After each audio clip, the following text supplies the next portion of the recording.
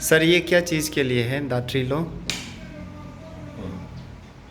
आज हम लोग आयुर्वेदिक औषधि धात्री लौ के ऊपर में इसका कंपोजिशन, घटक द्रव्य और इसका उपयोग किन किन व्याधियों में और किस किस के लिए किया जाता है उसके ऊपर हम लोग विचार कर रहे हैं। धात्री लौ अमलकी जिसको कि संस्कृत में हम लोग धात्री भी बोलते हैं। धात्री और उसके साथ में लौ भस्म प्लस एक और आयुर्वेदिक जड़ी बूटी जिसका नाम यष्ठी मधु या मधु यष्ठी भी बोलते हैं, जिसको साधारण बोलचाल में मुलठी बोलते हैं। मुलठी का चूर्ण और लौह भस्म प्लस अमलकी चूर्ण को मिला करके इस दवा का निर्माण किया गया है। इसका निर्माण आयुर्वेदिक औषधि में आयरन सप्लीमेंट के रूप में इस्तेमाल किया जाता है। आजकल जो कि प्रदूषित खान पान सब कुछ में फर्टिलाइज़र केमिकल के द्वारा साग सब्जी यहाँ तक कि फल भी उगाया जा रहा है, जिसके कारण लोगों में आयरन हीमोग्लोबिन का मात्रा बहुत ही कम मिल रहा है आजकल। जिसका समाधान के लिए लोग एलोपैथ में जाते हैं तो आयरन सप्लीमेंट या पिल्स के रूप में या कैप्सूल के रूप में उनको दिया जाता है।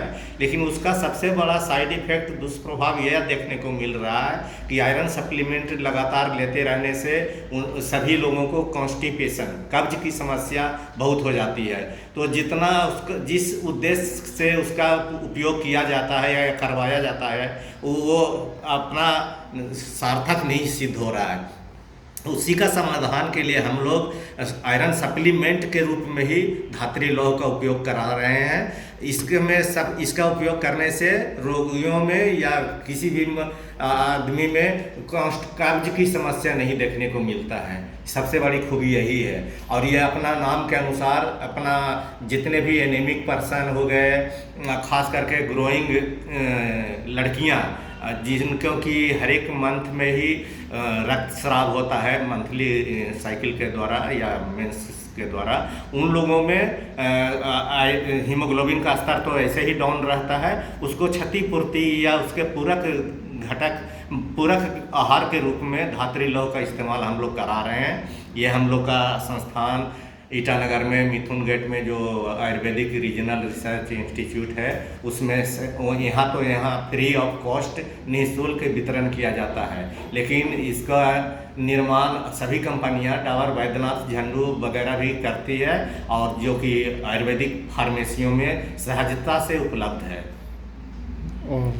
ये वाला सर आज सप्तामृत लौ। हाँ, आज हम लोग जब लौह आयरन सप्लीमेंट के ऊपर में विचार कर रहे हैं तो उसी से संबंधित हम लोग आयुर्वेदिक औषधि सप्तामृत लौह के ऊपर में भी ध्यान देते हैं। इसका भी कंपोजिशन उसमें था कि सिर्फ अमलकी चूर्ण के साथ लौह भस्म और यष्टि मधु मिला करके धात्री लौह बनाया जाता है, जबकि इसमें त्रिफला का तीनों घटक अवयव जो कि अम्लकी, हरितकी, विभितकी तीनों त्रिफला चूर्ण के साथ में लौह भस्म और यष्टि मधु मुलेठी का चूर्ण मिला करके सप्तामृत लौह का निर्माण किया जा रहा है।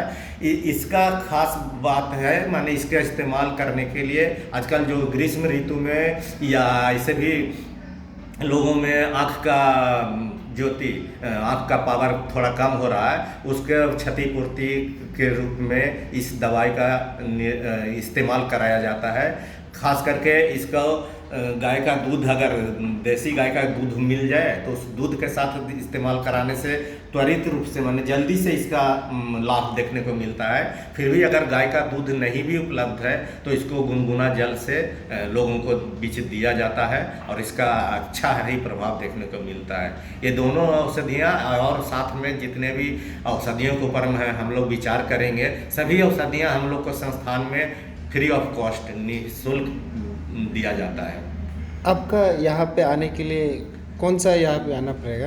एड्रेस, एक्चुअली एड्रेस को आदमी मालूम नहीं रहता है ना। हाँ, ईटानगर में, जो कि अरुणाचल प्रदेश की राजधानी है, जी। ईटानगर में हम लोग का आयुर्वेदिक संस्थान में आने के लिए राजभवन रोड गई है ऊपर में। वो राजभवन रोड के ठीक सामने मिथुन गेट के नाम से ये प्रसिद्ध है जगह।